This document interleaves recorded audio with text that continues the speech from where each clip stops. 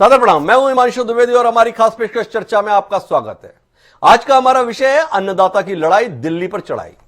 संदर्भ है सरकार द्वारा पारित किए गए किसान बिल के विरोध प्रदर्शन के लिए हरियाणा, पंजाब और उत्तर प्रदेश से दिल्ली पहुंचे किसान व उनके प्रमुख मुद्दे और इन मुद्दों पर केंद्र सरकार की बेरुखी। नए कृषि कानूनों के विरोध में दिल्ली चलो मार्च को देखते हुए गुरुवार को दिन भर राजधानी की सभी सीमाओं पर पुलिस का भारी बंदोबस्त रहा।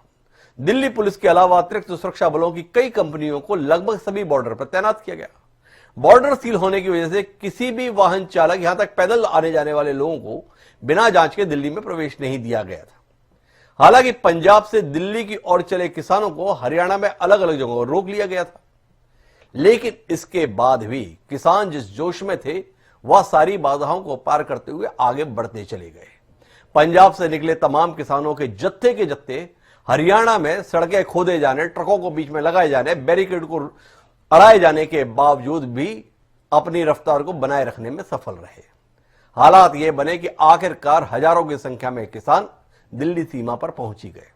सरकार ने काफी कोशिशें की, प्रयास किए, बाहुबल का भी इस्तेमाल किया, बातचीत की भी कोशिश की, लेकिन कहीं कोई समाधान नहीं निकला। आखिरकार थक हार कर आज दोपहर केंद्र सरकार ने किसानों को दिल्ली में दाखिल होने की अनुमति दे दी।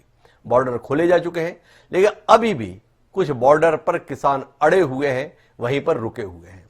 महत्वपूर्ण सवाल किसानों का अड़ना या रुकना नहीं है। महत्वपूर्ण सवाल यह है कि केंद्र सरकार लगातार यह दावा कर रही है कि उसके द्वारा विगत दिनों जो 3 कानून संसद में पारित किए गए वो किसानों की बेहतरी के लिए है, किसानों को सालों की गुलामी से मुक्ति दिलाने के लिए है, किसानों को उन्नत भविष्य देने के लिए है, किसानों की जिंदगी में क्रांतिकारी बदलाव लाने के लिए है। और यह दावा केंद्र सरकार के किसी मंत्री का नहीं बल्कि स्वयं प्रधानमंत्री नरेंद्र मोदी का है। इसके बावजूद भी किसान सड़क पर है, गुस्से में है, आक्रोशित है, दुखी है।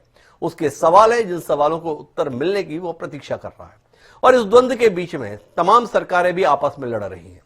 किसान केंद्र सरकार के खिलाफ बात कर रहा है और यहां हरियाणा और पंजाब के मुख्यमंत्री परस्पर बाहु एक दूसरे से लड़ाते दिख रहे हैं। हालत यह है कि मनोहर लाल खट्टर अमरिंदर सिंह पर, जो कांग्रेस की ओर से पंजाब में मुख्यमंत्री का पद संभाल रहे हैं, उन पर आरोप लगा रहे हैं और वहीं अमरिंदर सिंह मनोहर लाल खट्टर को निशाने पर ले रहे हैं। इसके बीच में लोग इस बात पर अचंभित हैं कि ये जो इतनी बड़ी संख्या में पुलिस की कार्रवाई हो रही है वो किन के खिलाफ हो रही है। क्या विदेश से कोई सेनाएं इस हिंदुस्तान पर आक्रमण करने के लिए चल पड़ी हैं, जिसके कारण से इस प्रकार के कदम उठाए जा रहे हैं। हमारे अपने ही किसान, वो किसान जो सरकार की प्राथमिकता में रहते हैं, उनके द्वारा उठाई गई आवाज को सुनने के स्थान पर उसे बंद कर देने की कोशिशों को किस नजरिए से देखा जाए। आज हम इसी पर बात करेंगे कि जब सरकार कहती है कि उसे किसान की बेहतरी के लिए ही कदम उठाए हैं, तो फिर किसानों को भरोसा क्यों नहीं होता। समझने की कोशिश करेंगे। कई खास मेहमान बारी बारी से हमारे साथ जुड़ेंगे, उनसे आपका परिचय भी कराएंगे और चर्चा को आगे बढ़ाएंगे। लेकिन इस सिलसिले को शुरू करें उससे पहले समय है आज के विचार सूत्र का। हमारा आज का विचार सूत्र वरिष्ठ कांग्रेस नेता और भाजपा के प्रिय किरदार, देश के पूर्व उप प्रधानमंत्री रहे सरदार वल्लभ भाई पटेल जी का दिया हुआ है। वो ये कहते हैं कि जो किसान मूसलाधार बरसात में काम करता है, कीचड़ में खेती करता है, मरखने बैलों से काम लेता है और सर्दी गर्मी सहता है, उसे डर किसका। इस धरती पर अगर किसी को सीना तान कर चलने का अधिकार है तो वह धरती से धन धन्य पैदा करने वाले किसान को ही है। सरदार वल्लभ भाई पटेल ने जो ये दावा किया था कि इस धरती पर सीना तानकर अगर किसी को चलने का अधिकार है तो वह किसान को है, वैसी किसान को आज सड़क पर आने से रोका जा रहा है। पूरी कोशिश की जा रही है कि हम उसे किस तरीके से रोक दें और इस देश की राजधानी में अपनी आवाज बुलंद न करने दें। क्या डर है इस बात का कि किसान दिल्ली में आकर क्या दहशत का वातावरण बना देंगे। समझने की कोशिश करेंगे। कई खास मेहमान हमारे साथ जुड़ेंगे। हमारे साथ अभी जुड़ रहे हैं हरियाणा के कृषि मंत्री जेपी दलाल जी। थोड़ी देर में हमारे साथ मध्य प्रदेश के कृषि मंत्री कमल पटेल जी भी साथ होंगे। स्वराज इंडिया के अध्यक्ष योगेंद्र यादव जी भी इस चर्चा में हिस्सेदारी करेंगे। शिव कुमार शर्मा जो चर्चित किसान नेता है, मध्य प्रदेश से ताल्लुक रखते हैं, वो भी हमारे साथ होंगे। और संदीप सिंह भारती जो हरियाणा में किसान की आवाज है, वह भी हमारे साथ जुड़ेंगे। चर्चा की शुरुआत सबसे पहले जेपी दलाल साहब से करते हैं। जेपी दलाल साहब, बड़ी अजीबोगरीब स्थिति है। भाजपा यह दावा करती है कि तीनों कानून किसानों की बेहतरी के लिए, किसानों की जिंदगी में क्रांतिकारी बदलाव लाने के लिए, किसानों को उनकी मेहनत की वाजिब कीमत दिलाने के लिए, लेकिन वही किसान सड़क पर है, इन कानूनों को रद्द करने की मांग कर रहा है और आप उसकी आवाज सुन नहीं रहे, इसलिए दिल्ली तक पहुंच रहा है। और आपकी सरकार जिन किसानों के सम्मान की बात करती है, जिन किसानों को स्थान देने की बात करती है, वो जितने अड़ंगे अड़ा सकती है दिल्ली पहुंचने के बीच में अड़ा रही है। थोड़ा रोशनी डालेंगे क्या कुछ इसके पीछे नजरिया है भारतीय जनता पार्टी का और आपकी सरकार का?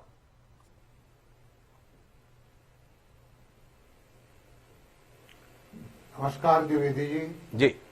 मेरा एक प्रार्थना है सब किसान भाइयों से। जी। एक विचार का मुद्दा है कि 73 साल इस देश को आजाद हुए हो गए, क्या किसान की आर्थिक हालात सुधर गई है? क्या किसान ने भरपूर उत्पादन किया, देश के खाद्यान्न भंडार बढ़ने का काम किया, देश सक्षम हो गया खाद्यान्न के मामले में, लेकिन किसान कमजोर है, आर्थिक हालात उसकी अच्छी नहीं है।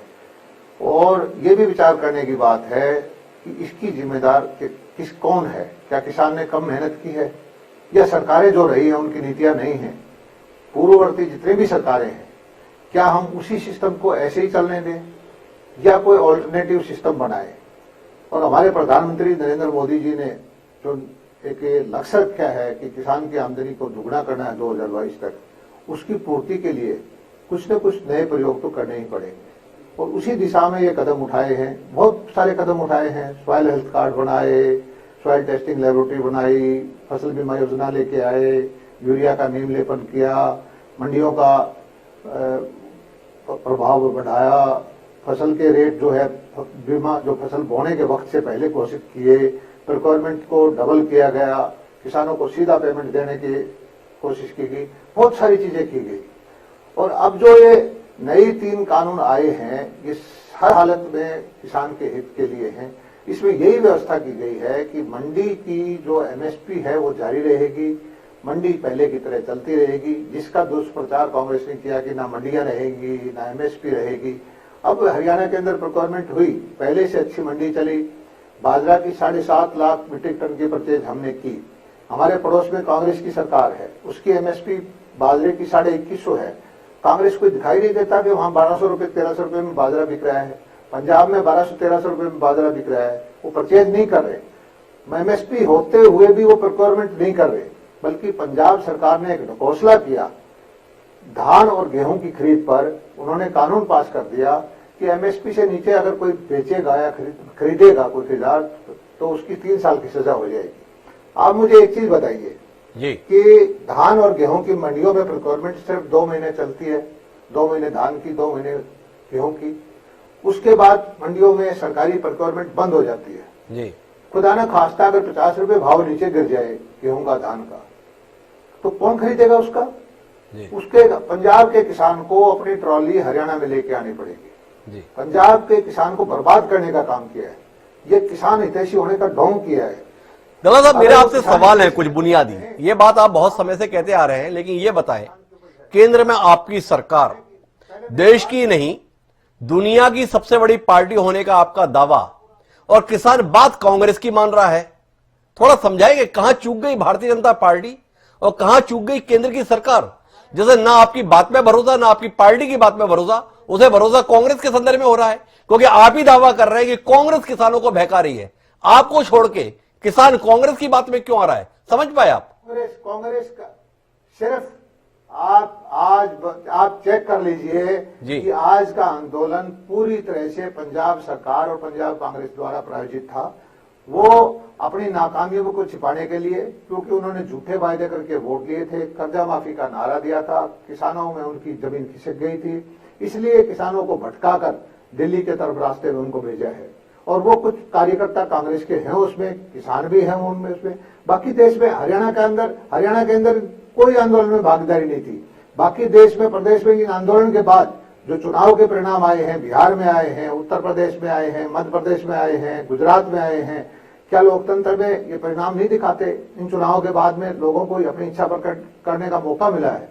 कांग्रेस को टोटली रिजेक्ट कर दिया लोगों ने, और पंजाब में भी कांग्रेस को लोग रिजेक्ट करेंगे, और उसी डर से वो मुद्दे को भटकाकर अव्यवस्था पैदा करके जान माल का नुकसान करके कांग्रेस जो है किसानों को सड़क पे बिठाना चाहती है। इसका परिणाम कांग्रेस को भुगतना पड़ेगा। दादा साहब, थोड़ा रोशनी डालेंगे।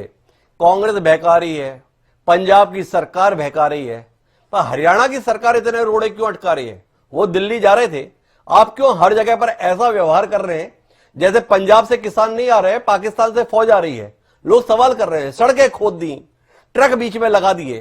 थोड़ा रोशनी डालेंगे किस बात का को लेकर डर गई हरियाणा की सरकार, या दिल्ली की सरकार दहशत में है जो उसे लग रहा है कि इन किसानों का दिल्ली में आना ठीक नहीं?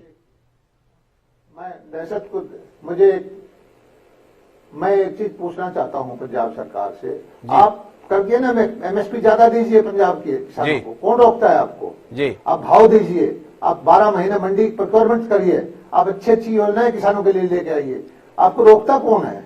आप अपने बजट से करिए, कौन हरियाणा जैसे करता है? हमने 7.5 लाख मीट्रिक टन बाजरा किसान का खरीदा है किसान की सहायता करने के लिए। हरियाणा सरकार को बजट में 600-700 करोड़ रुपए का घाटा होगा, हम घाटा सहने को तैयार हैं। हमने हरियाणा में सबसे ज्यादा भाव गन्ने का है, उसके बावजूद 10 रुपए भाव बढ़ाया है। पंजाब सरकार अगर किसान हितैषी है तो कर दीजिए 350 रुपए भाव, कौन रोकता है उनको? जब आप एमएसपी में एक दलाल साहब सवाल करना चाहूंगा, सारे किसान नेता ये सवाल कर रहे हैं, आप लोग बार बार दावा कर रहे हैं कि एमएसपी खत्म नहीं होगी, मंडी खत्म नहीं होगी। आप 3 कानून लेकर आए, एमएसपी को लेकर कानून लेकर क्यों नहीं आ जाते? एमएसपी के संदर्भ में, उस संदर्भ में केंद्र की सरकार मौन क्यों है? जब एमएसपी को लेकर आपकी पार्टी और आपकी सरकार इतनी ईमानदार है केंद्र की, तो उसे कानून का स्वरूप देने से क्यों डर रही है? मुझे एक चीज बताइए, पंजाब ने जो ढकोसला किया है, कानून बढ़ा दिया कि सजा हो जाएगी एमएसपी से नीचे, उससे तो कांग्रेस ये किसान बर्बाद हो जाएगा जी। और अब जो एमएसपी पे बाजरा का भाव है 2150 रुपए का, पूरे राजस्थान में 1200-1300 रुपए में बाजरा बिक रहा है, किसान मारा फिर रहा है। राजस्थान में जो कांग्रेस की सरकार है वो खरीद ही नहीं रही, तो कानून क्या करेगा? एमएसपी भारत सरकार ने निश्चित कर दी, उसके बावजूद जो है आप पता कर लीजिए कि राजस्थान में कांग्रेस ने परचेज किया ही नहीं बाजरा, और भाव 1200-1300 रुपए मिल रहा है उनको किसान को।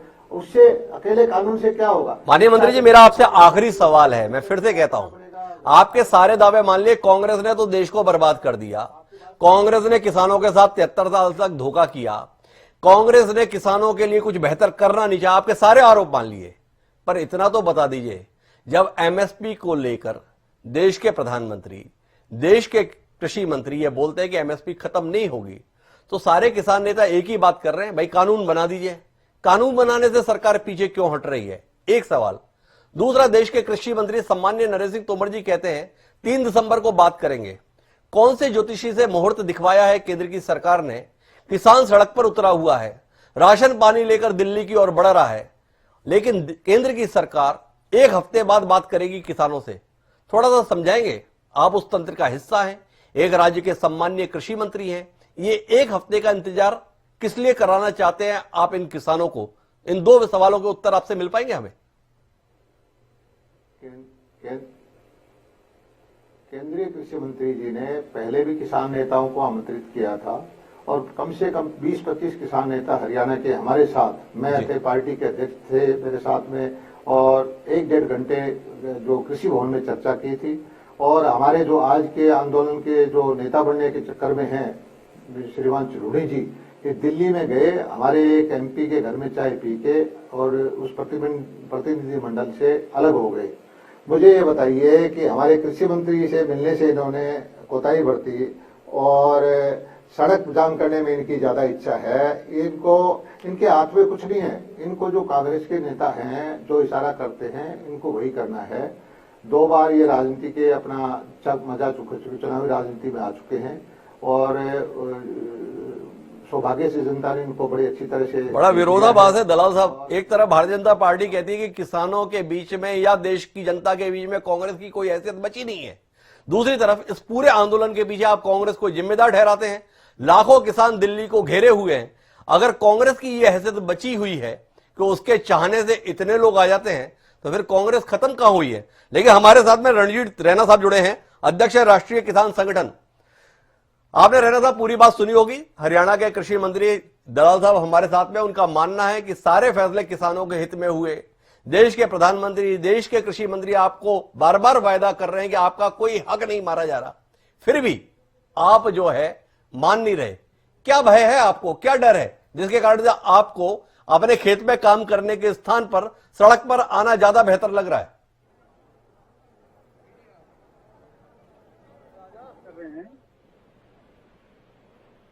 कर रहे हैं जी हेलो। जी राणा साहब, आपसे ही सवाल है ये। हाँ, मैं हरियाणा आपके चैनल के माध्यम से सबसे पहले मैं धन्यवाद करता हूं कि आपके मीडिया रिपोर्टर बिल्कुल ग्राउंड लेवल पे पहुंचे हुए हैं जी। और मैं माननीय कृषि मंत्री को कहना चाहूंगा कि मैं 100% कृषक व्यवसाय करता हूं। शाहबाद मारकंडे के पास मेरा गांव सलीमपुर है, डिस्ट्रिक्ट कुरुक्षेत्र, शाहबाद ब्लॉक में। जी। मैंने कृषि कानून 1 दफा नहीं, 2 दफा नहीं, 5 दफा अंग्रेजी में पढ़े हुए हैं और किसी भी जो कृषि जो ऑर्डिनेंस इन्होंने पास किया है और जब अब ये लॉ बन गया है, इन सारे अध्यादेशों में 3 लफ्ज मिनिमम सपोर्ट प्राइस कहीं भी नहीं है। Professor M.N.. स्वामीनाथन की तो रिपोर्ट आप छोड़ ही दो, मगर जो मिनिमम सपोर्ट प्राइस है ये 3 लफ्ज ऑर्डिनेंस में से गायब हैं।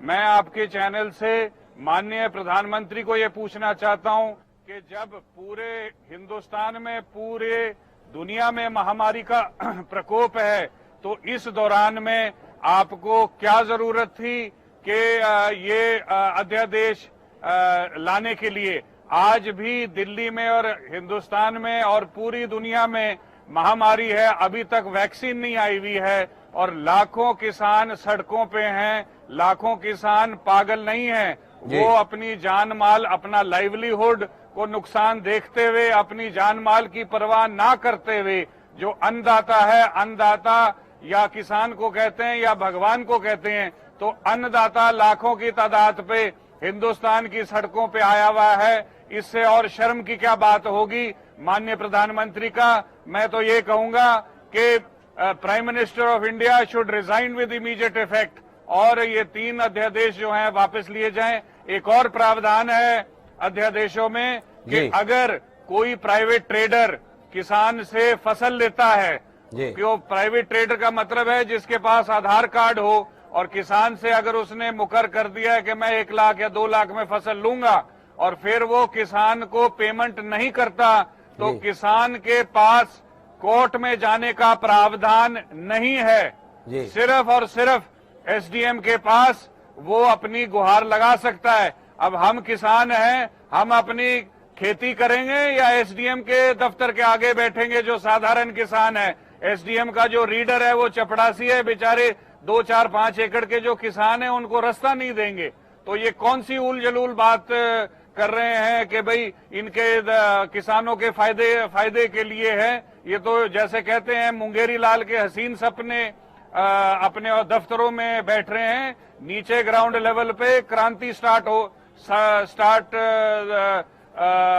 हो गई है। और इससे मतलब आपने बात सही फरमाया कि पंजाब और हरियाणा के किसानों को ऐसे ट्रीट किया जा रहा है जैसे पाकिस्तान की फौज यहाँ आ गई है। कहीं जेसीबीयां चल रही हैं, कहीं ट्रकों में लदे हुए हैं, कहीं वाटर कैनन हो रहा है, कहीं आंसू गैस छोड़े जा रहे हैं। ये बिल्कुल अटर बीजेपी का प्रोपेगेंडा है कि किसानों के हक में है, बिल्कुल हक में नहीं है। मैंने मकई बोई थी और सरकार कहता है 1750 या 1800 का एमएसपी है। मैंने पिछले जून जुलाई में अपनी मकई 700 रुपए गीली या 1000 रुपए सूखी बेची हुई है। तो बिल्कुल ढकोसला। और हमारे मुख्यमंत्री कहते हैं कि जी धान छोड़ो और मकई लगाओ। मकई क्या लगाएंगे जब हमें 700, 800, 900 और 1000 रुपए क्विंटल मिल रहा है। 1800 रुपए धान का रेट है, वो कहीं पोर्टल में करो, कहीं कुछ करो। अब किसान अपने खेत में से जीरी उठाएगा या पोर्टल में जाएगा? और अगर पोर्टल में नहीं है तो 1000-1200 रुपए क्विंटल पे धान बिका हुआ है। और यही रेवाड़ी में बाजरे का हाल है और बाकी जगहों भी बाजरे का बाकी फसलों का हाल है। तो मैं माननीय कृषि मंत्री, मुख्यमंत्री हरियाणा और प्रधानमंत्री को कहना चाहूंगा कि भाई आप अपनी जो कुंभकर्ण की नींद है उसमें से उठो। प्रधानमंत्री किसान नहीं है, होम मिनिस्टर ऑफ इंडिया किसान नहीं है, मुख्यमंत्री हरियाणा किसान नहीं है, मुख्यमंत्री योगी जी यूपी के किसान नहीं है। इनको यही नहीं पता कि खरीफ की फसल क्या है और रबी की फसल क्या है। माननीय प्रधानमंत्री जो इतने शौक रखते हैं ट्विटर के, उन्होंने जून जुलाई में कह दिया था कि भाई हमने धान की पेमेंट कर दी है। हमारे प्रधानमंत्री को यही नहीं पता है कि भाई धान की फसल कब आनी है और कनक की फसल कब आनी है। इनको तो ये महामारी करके हिंदुस्तान में रुके हुए हैं, नहीं तो इनके तो चक्कर दुनिया के पता नहीं कितने चक्कर लगा दिए और 8500 करोड़ का इन्होंने जहाज लिया है। जब देश का अन्नदाता सड़क पे है तो इससे और शर्म की क्या बात होगी। प्रधानमंत्री नरेंद्र मोदी एकदम अपना इस्तीफा दे और ये सरकार बर्खास्त आप हो। तो सीधे प्रधानमंत्री का इस्तीफा मांग रहे हैं, उन प्रधानमंत्री का जिन्होंने ये वादा कर रखा है देश से किसानों की आय 2022 तक दुगनी कर देंगे, लगातार फैसले ले रहे हैं। आपने धान के संदर्भ में बात कही कि धान हटाने की बात कर रहे हैं मनोहर लाल खट्टर, साथ में वो इंसेंटिव दे रहे हैं 10,000 रुपए प्रति एकड़ आप लोगों को देंगे, तो भी आप इतने नाराज हैं। भाजपा का कहना है सब कुछ कांग्रेस के इशारे पर हो रहा है, कैप्टन अमरिंदर की सरकार ये सब करा रही है। कितनी सच्चाई है इन आरोप में? कितना प्रेरित हैं आप कांग्रेस से और कैप्टन अमरिंदर से इस आंदोलन के लिए? जी राणा साहब। कांग्रेस से प्रेरित हूं ना मैं कैप्टन अमरिंदर से प्रेरित हूं। मैं मूलभूत किसान हूं। मेरा गांव सलीमपुर शाहबाद मारकंडा ब्लॉक जिला कुरुक्षेत्र है। कोई भी आदमी चाहे वहां आ सकता है, सरकार का और अदरवाइज का। इन्होंने खट्टर सरकार ने कहा था कि हम 6,000 रुपए मकई के लिए देंगे। पिछले साल के जो इन्होंने 6,000 रुपए कहे थे या 10,000 रुपए कहे थे वो भी किसान के खाते में नहीं दिए गए हैं। और जब किसान मंडी में अपनी फसल ले जाता है जो 1750 का रेट है, उसको 700, 800, 900 और 1,000 रुपए क्विंटल अपनी मकई बेचनी पड़ती है। तो ऑब्वियसली हमारी पेट पे लात लगी हुई है, हमारे पेट पर लात लगी हुई है। रणजीत रैना साहब बहुत नाराज है, आंदोलन स्थल से हमारे साथ सीधे जुड़े हुए हैं। लेकिन हमारे साथ में संदीप सिंह भारती जी भी जुड़ गए हैं, जो हरियाणा में किसान आंदोलन की बड़ी पहचान है। संदीप सिंह जी, भारतीय किसान मोर्चा जो भारतीय जनता पार्टी का आनुषंगिक संगठन है, उसके राष्ट्रीय अध्यक्ष रहे हैं ओम प्रकाश धनखड़ जी। वही ओम प्रकाश धनखड़ जी 5 साल हरियाणा के कृषि मंत्री भी रहे, अभी हरियाणा भारतीय जनता पार्टी की प्रदेश इकाई के अध्यक्ष भी हैं। उनका कहना है कि यह आंदोलन किसानों का है ही नहीं, बिचौलिए हैं जो ये सारी नेतागिरी कर रहे हैं। आपसे जानना चाहता हूं, क्यों कर रहे हैं ये सब आप?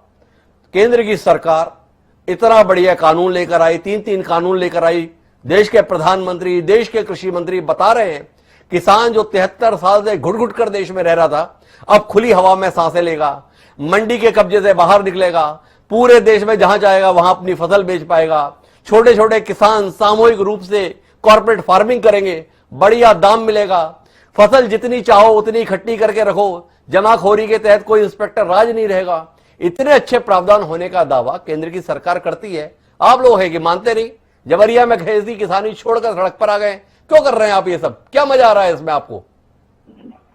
देखिए, मैं धनखड़ साहब से शुरुआत कर देता हूं। धनखड़ साहब हमारे लिए चौधरी छोटूराम से बड़े नहीं है। माननीय प्रधानमंत्री नरेंद्र मोदी जी भी किसान के लिए चौधरी छोटूराम से बड़ी हैसियत नहीं रखते जी। ये जो 3 काले कानून लाए गए हैं, में अंग्रेजों के समय साहूकारों की लूट से किसान को बचाने के लिए जो बनाया था जी, उसको खत्म करने की ओर कदम बढ़ाया गया है।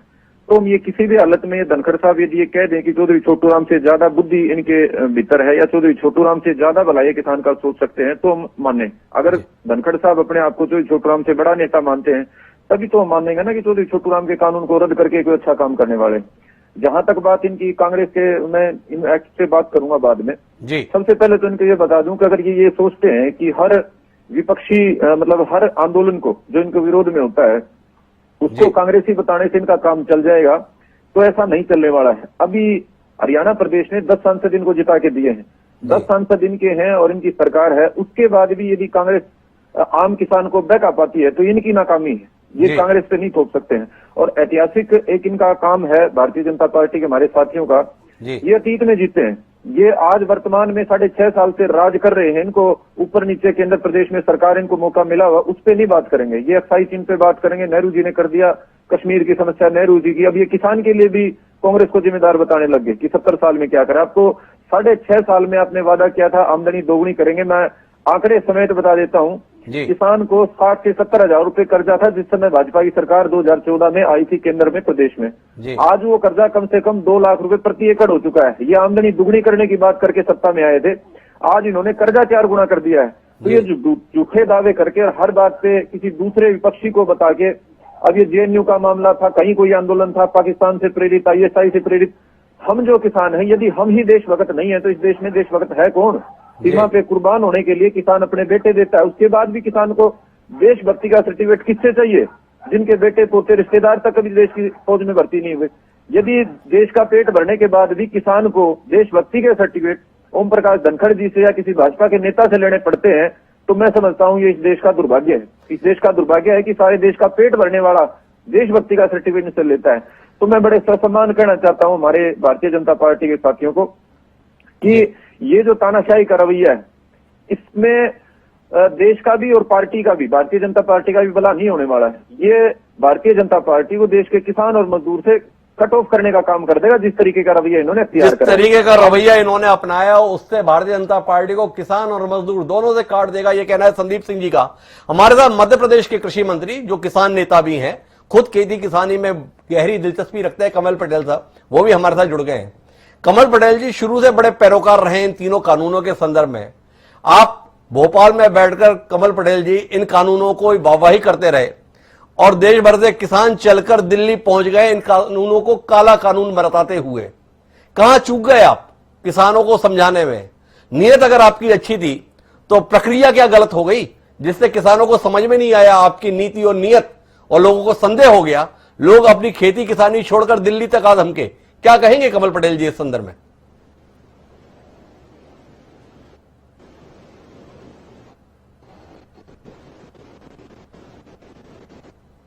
देखिए, भारत प्रधानमंत्री माननीय मोदी जी ने कहा है जी कि हम किसानों की आय 2000 रुपए करेंगे तो वो पूरा करके रहेंगे जी। और इसे माननीय मोदी ने भारत संसद में और राज्यसभा में इन कृषि अधिनियम 2020 किसानों के हित में पारित कराए हैं। इससे किसानों की आय बढ़ेगी, किसान को प्रतिस्पर्धा में मूल्य मिलेगा। जो लोग आंदोलन रहे हैं जी, या तो वो समझ नहीं पाए या रोटियां सेके के लिए प्रकार के आंदोलन किसानों को कर रहे हैं जी। मध्य प्रदेश में हमने किसानों को कन्विंस किया, उसी का परिणाम है कि हम 40-40 और 60-60 हजार उपचुनाव जीते हैं। एक था कारण यह है कि अभी जो विधाएं थी जी वो विधाएं बरकरार रहेगी। अब ये लोग कह रहे हैं कि मंडियां बंद हो जाएगी, एमएसपी पे खरीदी बंद हो जाएगी। मैं आपके माध्यम से देश के सभी किसानों को ये विश्वास दिला रहा हूं सरकार की ओर से, कृषि मंत्री होने के नाते मध्य प्रदेश का, जी कि मंडियां भी रहेगी, एमएसपी पे खरीदी भी होगी और जितनी सुविधाएं किसान को अब तक थी वो सारी उसके अतिरिक्त ये सुविधाएं दी कि किसान के खेत से, खलिहान से और घर से असमर्थन मूल्य से ज्यादा, मंडी से ज्यादा अगर कीमत किसान को अपने घर रही है तो उसमें इनको इनका पेट को दर्द कर रहा है। मुझे अगर मंडी समर्थन मूल्य से भी ज्यादा भाव मिल रहा है मेरे घर बैठे, तो मैं किस व्यापारी को बेच सकता हूं, नगद पैसा पहले लूं के बाद माल दूंगा। मुझे ट्रांसपोर्टिंग का खर्चा बचेगा, मंडियों में हफ्तों खड़ा रहना पड़ता उससे बचेगा, तुलाई की जो होती थी उससे बचेगा और किसान को घर बैठे उसकी फसल का लाभकारी मूल्य मिलेगा, इस किसान की आय बढ़ी। दूसरा जी, हमारे देश में खरीफ में फसल आती है और फसल आती है तो किसान की एक मंडी में जाता है और एक मंडी में जाने व्यापारी के लिए किसी भी मंडी में अगर उनकी क्षमता एक दिन में 10,000 कुंटल खरीदने की है और अगर किसान का माल 50,000 1 लाख कुंटल चला जाता है तो व्यापारी बोली नहीं लगाता, पड़ता किसान को 10 दिन तक मंडियों में रहना पड़ता है, उससे मुक्ति मिलेगी। घर बैठे किसान माल अपनी शर्त पर बेच सकेगा, इससे किसान को आय ज्यादा होगी। और इसलिए ये जो विधेयक है ये किसान के हित में, किसानों की तकदीर और किसानों की दशा को बदलेंगे और किसान की जो घटेगी है वो लाभ धंधा होगी और किसान की आय 2-3 गुना 4 गुना बढ़ेगी। कमल पटेल जी, ये बात तो आप पहले भी बोलते आ रहे हैं। देश के कृषि मंत्री, मध्य प्रदेश से ताल्लुक रखने वाले नरेंद्र सिंह तोमर भी ये बात बोल रहे हैं। देश के प्रधानमंत्री नरेंद्र मोदी भी ये दलील देते आ रहे हैं, पर किसान भरोसा नहीं कर रहा। 6.5 साल में आपने क्या साख कमाई कि आप सब बोल रहे हैं तो भी तमाम किसान समूह, किसान संगठन और किसान कोई आपकी बात पर एतबार नहीं कर रहा। उन्होंने मांग की, जब आपकी नीयत ठीक है तो उन्होंने कहा है कि कानून बना दीजिए एमएसपी के संदर्भ में। क्यों नहीं बनाते आप? क्या डर है आपको? देखिए, जो ये कानून बना है जी, इस कानून को भारत के किसानों ने स्वीकार किया है और इसीलिए मध्य प्रदेश में जो चुनाव हुए इन्होंने बहुत विरोध किया। उसके बावजूद भी भारतीय जनता पार्टी पर किसानों ने एक तरफा वोट दिया। जी, बिहार के अंदर भारतीय जनता पार्टी की एनडीए की सरकार बनी है, किसानों ने उस पर सील लगाई है। जी। इससे यह साबित होता है कि इस देश का किसान भारतीय जनता पार्टी के साथ है, मोदी जी के साथ है, इस कानून के साथ है। और जो लोग विरोध कर रहे हैं वो किसानों को गुमराह कर रहे हैं, किसानों के हितैषी हो नहीं सकते, किसानों के नाम पर राजनीति करते हैं और किसानों को 55 साल तक बर्बाद किया। मैं बताना चाहता हूं, हमने इन 6 साल में, इन्होंने कहा कि 6 साल में भाजपा ने क्या किया, मोदी जी ने, मैं बताना चाहता हूं कि मोदी जी ने क्या किया है। मोदी जी ने 6,000 रुपए हर वर्ष किसान के खाते में दिए हैं सम्मान निधि के रूप में, और हमने मध्य प्रदेश में 4,000 रुपए मुख्यमंत्री शिवराज जी के नेतृत्व में 4,000 मुख्यमंत्री कल्याण निधि से दिए हैं। मान लो एक उदाहरण दूं, मैं आदिवासी हूं या मैं अनुसूचित जाति का छोटा किसान हूं, 5 एकड़ का, मेरे 4 बेटे हैं और 1-1 एकड़ हमारे हिस्से में आ रही है, तो 5,000 रुपए मेरे खाते में आएंगे। 50,000 की मेरी फसल नहीं होती है और 75% किसान 5 एकड़ से कम है। ये जो किसान आंदोलन कर रहे हैं, ये बड़े बड़े किसानों को, जो पंजाब में आरतीयों के माध्यम से किसानों को लूटा जाता है मंडियों में, उससे ये मुक्ति दिलाना है किसानों को, और ये बिचौलिए कमा नहीं सकेंगे, और इसलिए इनको पेट में तकलीफ हो रही है जो भी आंदोलन कर रहे हैं। तो आपका मानना यह है कि जो दिल्ली के चारों तरफ हजारों नहीं लाखों की संख्या में जो हमें लोग दिखाई दे रहे हैं, ये किसान नहीं बिचौलिए हैं जो बहकाने के लिए देश का वातावरण खराब कर रहे हैं? कमल पटेल जी का आशय ये है या इससे इतर कुछ है? नहीं, मैं ये कह रहा हूं कि जो आंदोलन करवा रहे हैं, इसमें चाहे कांग्रेस हो या अन्य विपक्षी पार्टियां हो, वो किसानों को गुमराह करके ला रही है। हमारा किसान सीधा है, भोला भाला है, वो कानून समझता नहीं, पढ़ता नहीं है। इन्होंने कह दिया कि मंडियां बंद हो जाएगी, एमएसपी पे खरीदी बंद हो जाएगी, और किसान को भड़का कर ये लेकर आए हैं। जिस दिन किसान ने ये कानून पढ़ा और उसको अनुभव हुआ, वो बहकाव में नहीं आएंगे। हमने मध्य प्रदेश में किसान को बहकाने नहीं दिया। कांग्रेस ने खूब कोशिश की, लेकिन किसान हमारे साथ है, क्योंकि हम किसानों की सरकार है। हम पहले किसान है, बाद में मंत्री हैं। मैं भी किसान हूं और इसलिए हमने किसानों के हित में निर्णय लिए हैं, और ये किसानों के हित में है, देश के हित में है। किसान की इससे आय बढ़ेगी, और जो लोग बहका रहे हैं, इन्होंने 55 साल तक किसानों को लुटवाया है। तो आप जिन्हें बहकाने वाले बता रहे हैं वो लोग हमारे साथ जुड़े हुए हैं, जो किसान संगठनों के नेता हैं। हमारे साथ रणजीत रैना साहब हैं, पटेल साहब जो अध्यक्ष है राष्ट्रीय किसान संगठन के, उनके पास चलते हैं आपके आरोपों के संदर्भ में। रणजीत जी, मध्य प्रदेश के कृषि मंत्री, भारतीय जनता पार्टी के वरिष्ठ नेता कमल पटेल जी हमारे साथ हैं। उनका खुल के कहना है, बहका रहे हो आप, अच्छे भले किसानों की जिंदगी में खुशहाली आने वाली है, आप लोगों से बर्दाश्त नहीं हो रहा है, जबरिया में माहौल खराब कर रहे हो। क्यों कर रहे हो आप ये सब?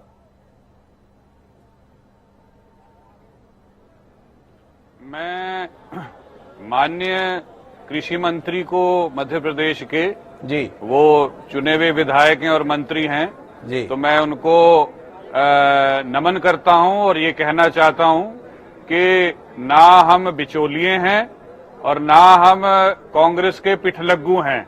और मैं इनको ये भी कहना चाहूंगा कि इस आंदोलन में अभी हजारों और सैकड़ों और 10-10 हजारों की तादाद में मध्य प्रदेश, देवास जिला, होशंगाबाद के किसान आज भी और अभी भी दिल्ली और हरियाणा बॉर्डर में और दिल्ली में प्रवेश कर चुके हैं। मैंने कानून एक दफा नहीं 3 दफा पढ़ चुका हूं, अंग्रेजी में पढ़ चुका हूं। मैं एक शिक्षित किसान हूं और कहीं भी मिनिमम सपोर्ट प्राइस के लफ्ज उसमें नहीं लिखे हुए हैं। दूसरी चीज, अगर प्राइवेट व्यापारी किसान से फसल लेता है और उसकी उदायगी नहीं करता है तो किसान, स्पष्ट तौर पे कानून में लिखा हुआ है, वो कोर्ट ऑफ लॉ में नहीं जा सकता और सिर्फ एसडीएम तक वो अपनी गुहार लगा सकता है। मैं प्रोफेशनल और मूलभूत से किसान हूं और किसान अपनी खेत में जुताई करेगा या एसडीएम ऑफिस के वहां चक्कर लगाएगा। मकई का रेट 1750 था, मैंने पिछली दफा 1000 रुपए 700 रुपए गीला, 33% उसमें नमी होती है मकई में, तो अगर मैंने 700 रुपए गीली मकई बेची है उसका मतलब है 1000 रुपए क्विंटल, तो 800 रुपए 750 800 रुपए क्विंटल कम मकई गई है। धान का भी इन्होंने पोर्टल का सिस्टम चला रखा है, तो किसान अपना खेती करेगा या पोर्टल करेगा। और एमएसपी 1888 रुपए 1850 है, वो भी 1000-1200 रुपए क्विंटल पे बिकी है। अरे भाई, हम प्रोफेसर एमएस स्वामीनाथन का जो रिकमेंडेटरी प्राइस है वहां उसको तो छोड़ो, जो मिनिमम सपोर्ट प्राइस है, आप डीजल का दाम देखिए कहां है, क्रूड ऑयल का प्राइस दुनिया में कहां है और हिंदुस्तान में पेट्रोल और डीजल कहां गया है। खाद का रेट इतना ऊपर हो गया है, लेबर का रेट इतना हो गया है, और जो न्यूनतम समर्थन मूल्य था उससे भी सरकार हट गई है और किसानों को उससे कम रेट में देना फसल। कई सारी शिकायतें रैना जी की। सबसे महत्वपूर्ण बात जो कमल पटेल जी बात आ रही है, फिर मैं संदीप जी के पास दोबारा चलूंगा, वो ये आ रही है कि एमएसपी को लेकर केंद्र की सरकार ईमानदार नहीं है। आप जुबान से जो कह रहे हैं उसे कानून का स्वरूप देने के लिए तैयार नहीं है। अभी भी आप एमएसपी का रेट तो घोषित कर देते हैं पर राज्य के स्तर पर खरीद नहीं होती है, ये एक सच्चाई है। आप स्वयं भी हमारे कार्यक्रमों में कई बार इस बात को स्वीकार की है।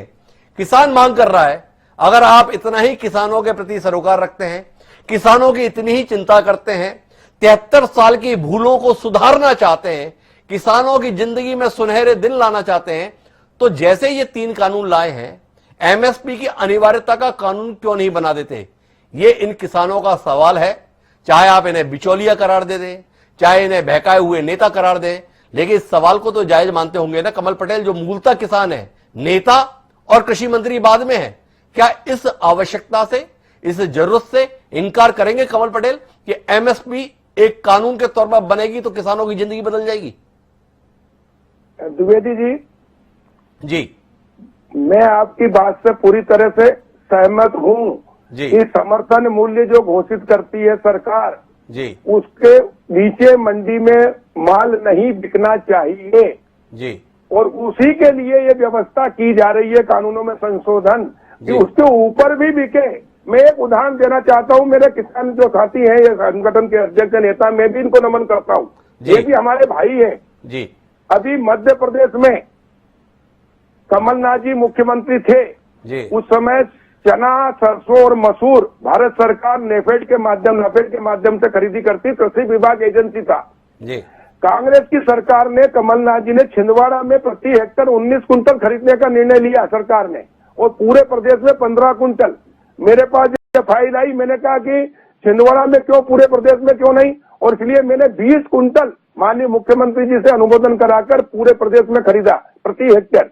उससे 5000 प्रति एकड़ किसान को फायदा हुआ। सरसों जो ग्वालियर चंबल संभाग में सबसे अधिक होती है, 13 कुंटल प्रति हेक्टर खरीद रहे थे, हमने उसको 20 कुंटल, सुनिए मेरी बात सुनिए, आप जरा बात सुनिए, 20 कुंटल प्रति हेक्टर किया, और एक दिन में एक सीमा थी कि 25 कुंटल ही खरीदेंगे। तो उससे किसान का डीजल, टायर, और ये मैंने भारत सरकार के ज्वाइंट सेक्रेटरी से बात की कि ये कौन सा कानून बनाया, मोदी जी आए 2 गुना करना चाहते और आप लोग ये, मैंने कानून में संशोधन कराया, अनलिमिटेड कराया। उसका फायदा ये हुआ कि जो सरसों 2500 से 3300 बिक रही थी, वो सरसों 4500 से 5500 हो गई, और समर्थन मूल्य था 4425 रुपए।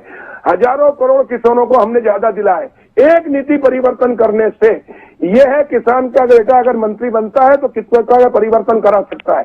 और इसलिए मैं आपकी बात से सहमत हूं कि समर्थन मूल्य घोषित होने के बाद अगर एफएक्यू में उसका किसान का अनाज है तो समर्थन मूल्य से 1 रुपए नीचे भी नहीं बिकना चाहिए मंडी में, या कहीं भी सब ऊपर बिकना चाहिए, समर्थन मूल्य पर खरीदे होने चाहिए।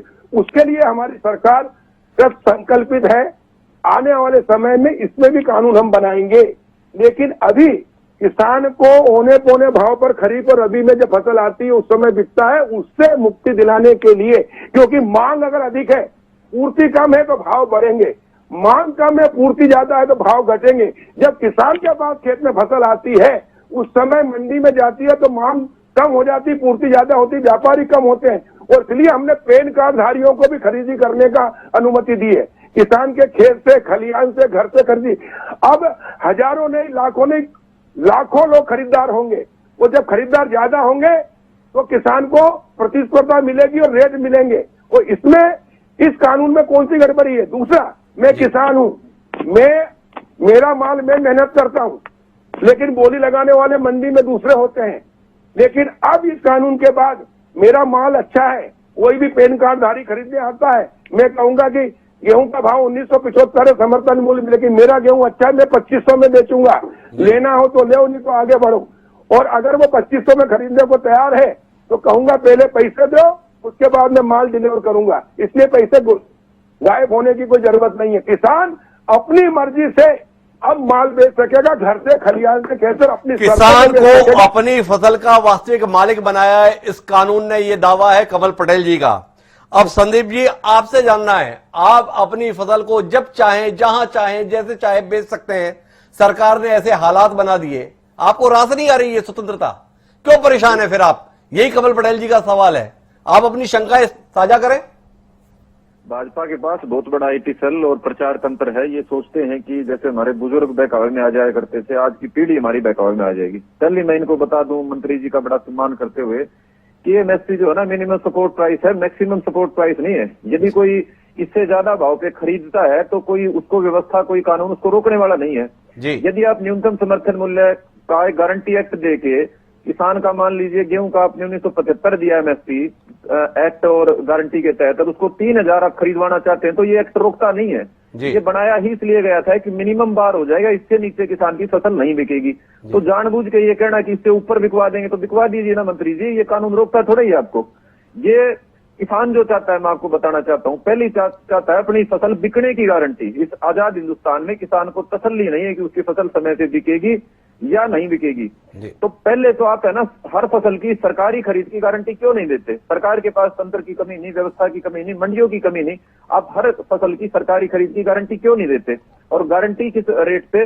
जो लागत से 1.5 गुना जो स्वामीनाथन के C2 फार्मूले के तहत वो बनता है। लेकिन ये देंगे नहीं। क्यों नहीं देंगे, मैं आपको उसका कारण बता देता हूँ। क्योंकि जो पूंजीपति कंपनियां इनको बड़ा चंदा देती हैं, उनको किसान के माल की खुली लूट की छूट उससे बंद हो जाएगी। तो ये किसी भी हालत में नहीं चाहते हैं कि ये खुली लूट की जो छूट है वो अपने पूंजीपति मित्रों वाली इनकी बंद हो जाए। इसलिए ये बार बार ऐसा ही मतलब प्रचार करते हैं जैसे इससे किसान को नुकसान हो जाएगा। दूसरा, ये बार बार कहते हैं कि अन्य प्रदेशों में आंदोलन क्यों नहीं। मैं आपको बता देता हूं कि हरियाणा और पंजाब को छोड़ के तमाम जो प्रदेश हैं वहां खेती मरी हालत में है। आप उत्तर प्रदेश में चले जाइए, बिहार में चले जाइए, मध्य प्रदेश में चले जाइए, राजस्थान में चले जाइए, वहां खेती को आजीविका का सबसे बड़ा स्रोत नहीं माना जाता है। लोग खेती पे डिपेंड नहीं है जितना हरियाणा पंजाब के लोग डिपेंड है। तो हरियाणा पंजाब ही खेती के नजरिए से, किसानी के नजरिए से बचे हुए थे। अब यही स्टेट जो है वो देश का बोझ उठाए हुए हैं, चाहे खाद्यान्न उत्पादन में हो, चाहे किसानी को आगे बढ़ाने के रूप में हो। तो ये जो प्रदेश है इनका किसान अभी बचा हुआ है, इसलिए अपने अस्तित्व की लड़ाई लड़ रहा है। जब ऑलरेडी किसान खत्म होगा, उसके बेचारे की जो इच्छा शक्ति है वही खत्म होगी, वो कहां से लड़ेगा।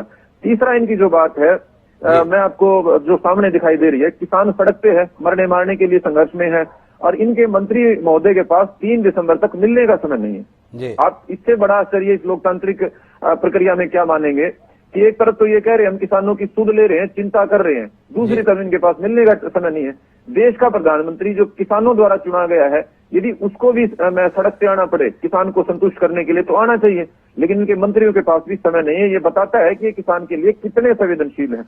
और जो एक्ट की बात है जी, फसल खरीद में प्राइवेट खरीदार लाने का मतलब खेती को जुआ बना देना है। हम जो किसान है हरियाणा के, पंजाब के खास तौर पे, हम 11-21 बासमती धान की खेती करते हैं। बासमती और 11-21 जी, एक साल उसका भाव 4,500 रुपए और अगले साल उसका भाव 2,500 रुपए। क्यों? क्योंकि उसकी सरकारी खरीद की गारंटी नहीं, एमएसपी पे खरीद की गारंटी नहीं। और यही प्रक्रिया सरकार चाहती है कि गेहूं और बाकी जो फसलें हैं, जो किसान की मजबूत फसलें हैं, जहां से स्थायी इनकम होती थी, उसको उसमें लपेट दिया जाए। जैसे किसान की धान को 2,000 रुपए खरीद के आगे मर्जी के भाव पे पूंजीपति बेचते हैं, ये एक्सपोर्ट करते हैं, उसी तरीके से गेहूं को लाना चाहती है। और दूसरा जो है कालाबाजारी के संबंध में जी ताजा उदाहरण है, पुराना जाने की जरूरत नहीं है। आज के दिन आलू मंडी में 50 रुपए किलो बिक रहा है, मंडी में आलू 50 रुपए, और किसान का आलू क्या है 5 रुपए, 7 रुपए, 10 रुपए। तो दूर जाने की जरूरत नहीं है। कई सारे सवाल संदीप जी ने एक साथ उठा दिए हैं, लेकिन एक महत्वपूर्ण सवाल जो कमल पटेल जी उठाया है इन्होंने कि इतने किसान अपनी खेती किसानी जमीन छोड़कर दिल्ली की ओर चल पड़े, पर आपकी केंद्र में बैठी हुई सरकार किसानों से मिलने के लिए 3 तारीख का समय दे रही है। लोग जानना चाहते हैं कि ज्योतिषी को दिखवाया जिसके तहत 3 तारीख निकाली है आपने, तब तक कोई सुनवाई नहीं है, कोई बातचीत नहीं है। थोड़ा रोशनी डालेंगे इस पे जी कमल जी। कुमार जी ने पहले ही सभी राज्यों के कांग्रेस के नेताओं से भी चर्चा की, किसान संगठनों से चर्चा की और इनको आमंत्रित किया था जी कि आप आइए, किसानों के लिए हमारी दरवाजे 24 घंटे खुले हैं। जी लेकिन इनको तो आंदोलन करना था, इनको अपनी राजनीतिक रोटियां सेकना था, और इसलिए इन्होंने चर्चा नहीं की। हमारी सरकार, हमारे केंद्रीय कृषि मंत्री ने सार्वजनिक रूप से कहा है कि हमारे दरवाजे 24 घंटे खुले, आइए चर्चा कीजिए। कई दौरों की चर्चा भी हुई, लेकिन सोते हुए को तो हम जगा सकते हैं, लेकिन सोने का बहाना करने वाले जगे हुए व्यक्ति को कैसे जगाएं? सोने वालों को हम बहाना करने वालों को कैसे जगाएं, ये कमल पटेल जी का कहना है। हमारे साथ योगेंद्र यादव जी जुड़ गए हैं, अध्यक्ष स्वराज इंडिया। किसान ही उनका प्रिय विषय है, किसानों को लेकर हमेशा जनता के बीच में रहते हैं, किसानों के हक की बात करते हैं। योगेंद्र जी, हमारे साथ मध्य प्रदेश के कृषि मंत्री कमल पटेल जी भी जुड़े हुए हैं, तमाम किसान नेता भी जुड़े हुए हैं, हरियाणा के कृषि मंत्री जी भी हमारे साथ हैं। उनका कहना है सुनहरे दिन ला रहे हैं हमारी सरकार। भाजपा नेताओं का यह दावा है किसानों की जिंदगी बदल जाने वाली है, 73 साल की गुलामी से आजाद करा रहे हैं, और फिर भी आप लोग बहकाकर लोगों को सड़क पर ला रहे हैं। क्या कहेंगे योगेंद्र यादव जी, सरकार की इन कोशिशों को क्यों खारिज कर रहे हैं आप? कम से कम आज के दिन तो इस तरह की बातें नहीं करनी चाहिए जी क्योंकि कम से कम आज के दिन तो हम इस सच्चाई को स्वीकार करें कि ये जो हजारों किसान पंजाब और हरियाणा से आए हैं, अपना सब काम काज छोड़ के ठंडे में बारिश में इसका पानी सहते हुए, सरकार के कैनन वाटर कैनन को झेलते हुए, तमाम चीजों को हटाते हुए आए हैं तो पागल तो नहीं, जी कोई व्यापारी नहीं आए हैं, कोई आड़ती नहीं आए हैं, किसान आए। और वो आए इसलिए है कि किसानों को समझ आ गया है कि ये जो कानून है ये खेती किसानी पर बुनियादी हमला है।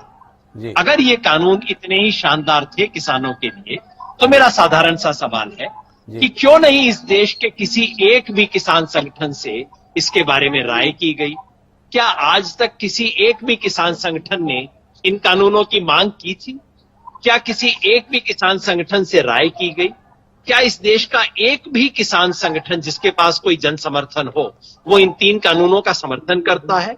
खुद आरएसएस का किसान संगठन इनका समर्थन नहीं करता है, बाकी की तो बात ही आप छोड़ दीजिए। और ऐसे में ये कानून जो है किसानों के लिए सब तरह की बंदी लेके आएंगे।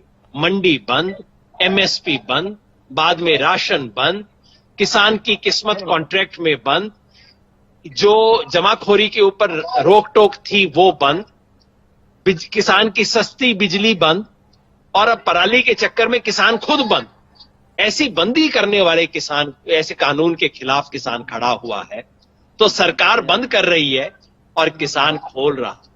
किसान ने बैरियर खोल दिए हैं, किसान ने खुदी हुई सड़कें खोल दी हैं, किसान खोल रहा है, सरकार बंद कर रही है। और मैं समझता हूं इतिहास में जो खोलने वाला है वो जीतता है, बंद करने वाला नहीं जीतता। पर मेरा सवाल आपसे योगेंद्र जी, भारतीय जनता पार्टी वक्त गुजरने के साथ ये दावा करती है कि वो देश की नहीं दुनिया की सबसे बड़ी राजनीतिक पार्टी हो गई है। भारतीय जनता पार्टी 2 लोकसभा के चुनाव प्रचंड बहुमत से जीत के आ चुकी है, किसानों की अहमियत को जानती है, किसान की वोट के संदर्भ में महत्व को जानती है, और इस देश के प्रधानमंत्री और कृषि मंत्री दोनों का यह कहना है कि यह किसानों की जिंदगी में क्रांतिकारी बदलाव ला रहा है। तो भी योगेंद्र यादव समेत ये तमाम किसान नेता किस बात से डरे हुए हैं? सरकार के दावे पे भरोसा नहीं, देश के प्रधानमंत्री पे भरोसा नहीं, देश के कृषि मंत्री पे भरोसा नहीं। वो कह रहे हैं मंडी बंद नहीं होगी, वो कह रहे हैं एमएसपी बंद नहीं होगी, तो भी आपको भरोसा नहीं। कारण क्या है इस अंदेशे का? कहां डर लग रहा है आपको?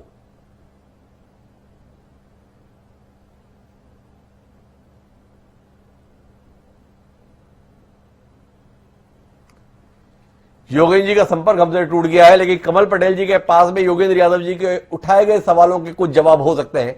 कमल जी के पास चलते हैं। योगेंद्र यादव जी एक बड़ी पहचान है देश में, कई सवाल उठाए हैं आपके संदर्भ में, सब कुछ बंद कर रहे हैं आप, किसान खोल रहा है, क्या कहेंगे कमल जी? ये योगेंद्र यादव जी किसानों को इसी प्रकार भ्रमित कर रहे हैं। ये कह रहे हैं मंडी बंद हो जाएगी, ये कह रहे हैं कि एमएसपी पे खरीदी बंद हो जाएगी, सब बंद हो जाएगा। मैं आपसे कहना चाह रहा हूँ किसान भाइयों से, एक जवाबदार जिम्मेदार पद पे होने के नाते, कि न तो मंडी बंद होगी, न एमएसपी पे खरीदी बंद होगी, बल्कि किसानों को हम और सुविधा दे रहे हैं। किसान के खेत से, खलिहान से, घर से उसको अच्छे रेट मिल रहे हैं, तो इनको क्या तकलीफ है? दूसरी बात, मैं मध्य प्रदेश में जो कर रहा हूँ, मध्य प्रदेश में मंडियों को हम स्मार्ट मंडी बना रहे हैं। मध्य प्रदेश में अब मंडियों में दीपावली से मैंने एक नई परंपरा शुरू की है, क्योंकि कोरोना के संकट के समय सारे उद्योग धंधे, व्यापार, व्यवसाय, पान, चाय, होटल बंद थी, एक क्षेत्र खुला था, सिर्फ खेती और किसानी। किसानों ने ही दोनों टाइम का भोजन, सब्जी और दूध की व्यवस्था की, जिससे 130 करोड़ लोग जिंदा हैं हम। और इसलिए हम किसान के चरणों में प्रणाम करते हैं, उनका सम्मान करते हैं।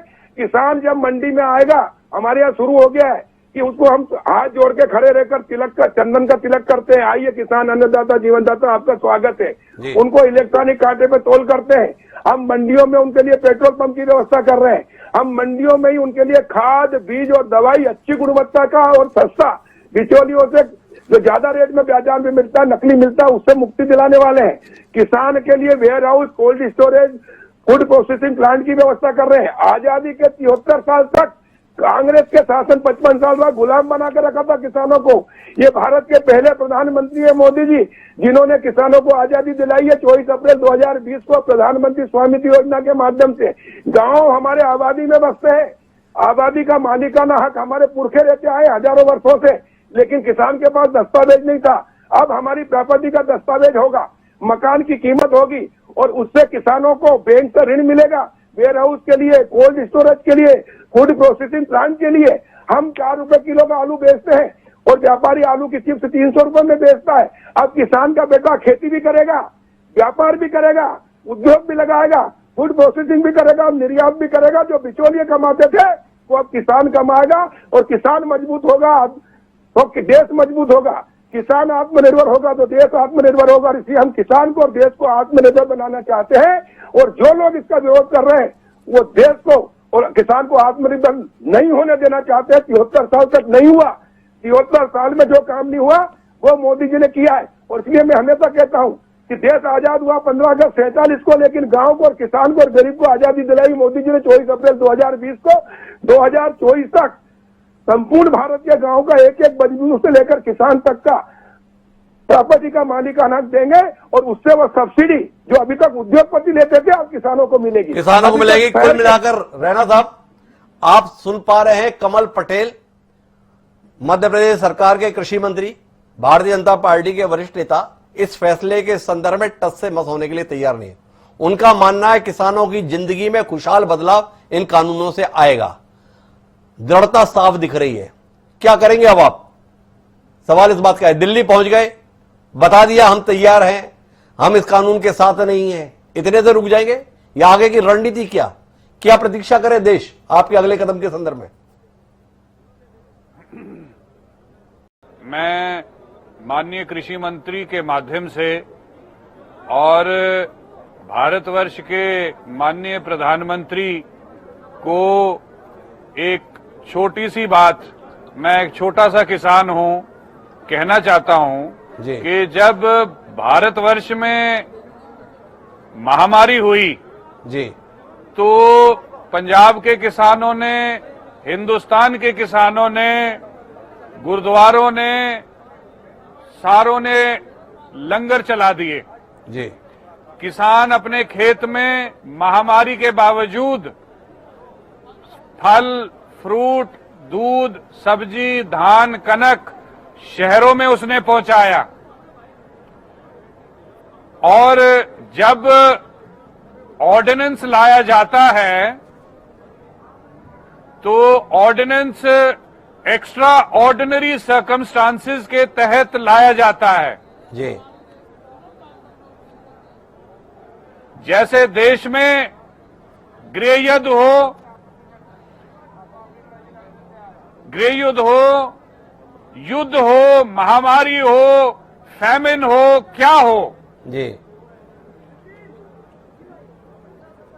मैं आपके चैनल के माध्यम से और माननीय मध्य प्रदेश के कृषि मंत्री पटेल साहब के माध्यम से जी प्रधानमंत्री मोदी से ये पूछना चाहता हूं, किसानों का एक रिप्रेजेंटेटिव या एक छोटी सी आवाज कि क्या इमरजेंसी आ गई थी कि आपको महामारी के दौरान, जब पूरा हिंदुस्तान और पूरा विश्व महामारी के दौरान इसके साथ जद्दोजहद कर रहा है, आपने ये एक्स्ट्राऑर्डिनरी ऑर्डिनेंसेस लाए और लाखों किसानों ने दिल्ली के नेशनल कैपिटल को घेर रखा है।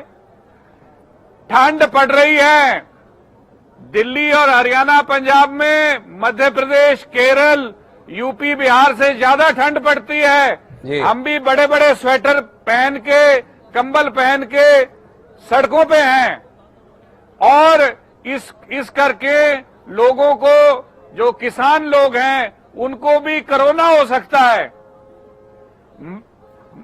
मगर किसान अपना व्यवसाय खत्म होते पे उसके पास कोई चारा नहीं है, इसी करके वो सड़कों पे इसी करके वो सड़कों पर है। मैं आखिरी बातचीत के लिए एक बार फिर योगेंद्र यादव जी के पास चलता हूं। योगेंद्र जी, जानना यह है कि सरकार अपने फैसले पर अड़िग दिखाई देती है। केंद्र का मानना है कि हमने सही फैसला लिया है। आप दिल्ली तक पहुंच चुके हैं, क्या करेंगे आगे, कैसे करेंगे मुकाबला? सरकार कहती है कि उसने संसद में पास कर दिया है जी। किसान कहता है हम इसको सड़क पर फेल कर देंगे जी। जिस तरीके से आपने संसद में पास किया, बिना राज्यसभा में वोट करवाए जिस तरह से पास किया, जी। वो तो लोकतंत्र के साथ मजाक है। और मैं समझता हूँ लोकतंत्र में किसी भी बात का अंतिम जवाब होता है जनता जब सड़क पे उतर आती है। आज एक ऐतिहासिक दिन है, मुझे चौधरी महेंद्र सिंह टिकैत के जमाने की याद आ रही है जी। कि जब जिस तरह से सन 1988 के अंदर वो लाखों लोगों को वोट क्लब पे लेके आए थे जी। और उससे कम से कम कुछ समय के लिए इस देश में किसान राष्ट्रीय पटल पर आ गया था। आज वो दिन है जबकि किसान राष्ट्रीय पटल पर आ गया है। वो सरकार जो कहती थी कि किसान को हरियाणा में घुसने नहीं देंगे, उसने देखा कि पूरे हरियाणा से किसान गए।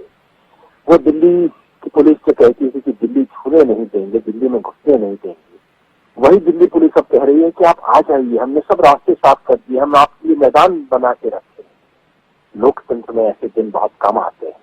आपने सरकार को अडिग बताया, इसी के लिए एक दूसरा शब्द है अड़ियल, जिद्दी और अहंकारी। लोकतंत्र अहंकारी सरकारों का सबसे अच्छा इलाज करता है और मुझे उम्मीद है कि आज किसानों ने जो सबक सिखाया है वो मोदी जी तक पहुंच गया होगा। समझदार आदमी है, मैं उनका विरोध भले ही करूं लेकिन वो बेवकूफ नहीं। उन्हें समझ आ गया होगा कि किसानों ने क्या कहा है और अगर वो इस सब के बावजूद भी अपनी जिद पर अड़े रहते हैं, इसे मान सम्मान का विषय बनाते हैं, किसान के दुख सुख को नीचे और अपने व्यक्तिगत मान सम्मान को ऊपर रखते हैं, तो लोकतंत्र है। जैसे इंदिरा गांधी के अहंकार को ध्वस्त किया था, मोदी जी के अहंकार को भी ध्वस्त कर देगा किसान। तो कुल मिला के अहंकार को ध्वस्त कर देगा, ऐसा योगेंद्र यादव जी का भरोसा है। आखिरी टिप्पणी के लिए कमल पटेल जी के पास चलते हैं। कमल जी, किसानों के जो भी लोग यहां पर मौजूद हैं वो इस फैसले को मानने को तैयार नहीं, इस कानून को मानने के लिए तैयार नहीं, आपकी दलीलों को मानने के लिए तैयार नहीं और आपके दावों की हवा निकल चुकी है, ऐसा दावा योगेंद्र यादव जी का। आप कहते थे हरियाणा में घुसने नहीं देंगे, आप कहते थे दिल्ली में घुसने नहीं देंगे, दिल्ली को छूने नहीं देंगे। हरियाणा भी पार कर गए, हरियाणा के किसान भी साथ आ गए, उत्तर प्रदेश के भी आ गए, मध्य प्रदेश के भी आ गए, दिल्ली में भी अब आपने कालीन बिछा दिया है। क्या उम्मीद करें, फैसले पर पुनर्विचार करेंगे या अपना, मेरे अनुसार अड़िग, योगेंद्र जी के अनुसार अड़ियल और अहंकारी रवैया अपनाए रखेंगे? आपकी आखिरी टिप्पणी। देखिए, हम देश की नहीं विश्व की सबसे बड़ी राजनीतिक पार्टी है जी। प्रदेशों में और केंद्र में हमारी सरकार है और हम जानते हैं कि लोकतंत्र में सबसे बड़ी शक्ति जनता होती है। ये देश किसानों का देश है, ये देश की रीढ़ किसान है, इस देश की आत्मा किसान है। अगर भारतीय जनता पार्टी, मोदी जी ने कहा कि हम किसानों की आय दोगुना करेंगे तो वो करके रहेंगे। देखिए, मोदी जी ने कहा था कि देश के अच्छे दिन आएंगे, 14 में कहा था। महात्मा गांधी का सपना 55 साल में कांग्रेस ने पूरा नहीं किया, 5 साल में मोदी जी ने पूरा किया। सच्चे गांधीवादी कोई इस देश में कोई प्रधानमंत्री है तो मोदी जी हैं। हमने कांग्रेस ने 55 साल में एक शौचालय नहीं बनाया, हमने करोड़ों शौचालय बनाए। एक पक्का मकान नहीं बनाया, हमने करोड़ों मकान बनाए। एक गैस टंकी चूल्हा गरीब को नहीं दिया, हमने 9 करोड़ से अधिक गैस टंकी चूल्हा गरीबों को दिया। उनकी हमारी माता बहनों का सम्मान बढ़ाया। किसानों की आय भी हम 2 गुना करेंगे, 3 गुना और 4 गुना करेंगे। किसान का सम्मान करेंगे। लेकिन जो किसान के विरोध में इस प्रकार गुमराह करके, क्योंकि किसान हमारा भोला भाला है, उसको ये गुमराह कर रहे हैं। अरे चुनाव में तो हमको जाना है और अभी हम गए हैं और किसानों ने चील लगाई है इस कानून के ऊपर, मध्य प्रदेश में और बिहार में और बाकी जगह भी जहां जहां उपचुनाव हुए। और इसलिए किसान, ये किसानों के नेता बन रहे, लेकिन किसानों के हितैषी नहीं जो इस कानून का विरोध कर रहा है। आने वाले समय में ये सिद्ध हुआ और अभी भी सिद्ध हो गया। और इसलिए मैं कह रहा हूं कि यह भारतीय जनता पार्टी और हमारे प्रधानमंत्री जो कुछ करते हैं हमारे लिए, पहले देश, फिर पार्टी और फिर मैं। और इसलिए हमारे लिए देश पहले है, किसान पहले है, गरीब पहले है। और इसलिए हमने जो भी कानून बनाया है बहुत सोच समझ के बनाया है। तो जो भी बनाया है वो बहुत सोच समझ के बनाया है। यह भारतीय जनता पार्टी का स्पष्ट रूप है जो कमल पटेल जी के माध्यम से इस कार्यक्रम में व्यक्त हो रहा है। किसान नेताओं की अपनी चिंताएं हैं, उनके पास अपना समर्थन है। देखें वो समर्थन क्या इतना विकराल स्वरूप लेगा कि केंद्र में बैठी हुई सरकार अपने बढ़े हुए कदमों को वापस ले पाएगी। अभी तक तो दिखता है कि भाजपा इस बात पर मुग्ध भी है और संतोष भी जता रही है कि उसके फैसले को अभी हुए संपन्न चुनावों में जनता का समर्थन मिला है। इन चुनावों में मिली हुई सफलता को कमल पटेल मानते हैं कि यह इन कानूनों के प्रति जनता के समर्थन की व्यक्ति है। देखें दिल्ली पहुंचे किसान अगला कदम किस रूप में लेते हैं। आज के इस कार्यक्रम में इतना ही। समय है अब आज के शेर का। हमारा आज का शेर यह कहता है कि यूं खुद की लाश अपने कांधे पर उठाए है, कि यूं खुद की लाश अपने कांधे पर उठाए है। ऐ शहर के बाशिंदों, हम गांव से आए हैं। आदम गोंडवी ने जो ये लिखा था वो दिल्ली में पहुंचे हुए जितने किसान हैं उनके लिए ही लिखा था। ये जो किसान आए हैं, ये किसान क्या वाकई किसी के बहकावे में है या अपने भविष्य की चिंता को लेकर उन्हें इस कदम को यहां तक पहुंचाना पड़ा है? देखें आने वाला समय ही इसका जवाब देगा। बहरहाल उन सभी मेहमानों को धन्यवाद जो हमारे इस कार्यक्रम के लिए जुड़े थे। कल फिर मिलेंगे नए विषय के साथ। मुझे दीजिए सदा प्रणाम।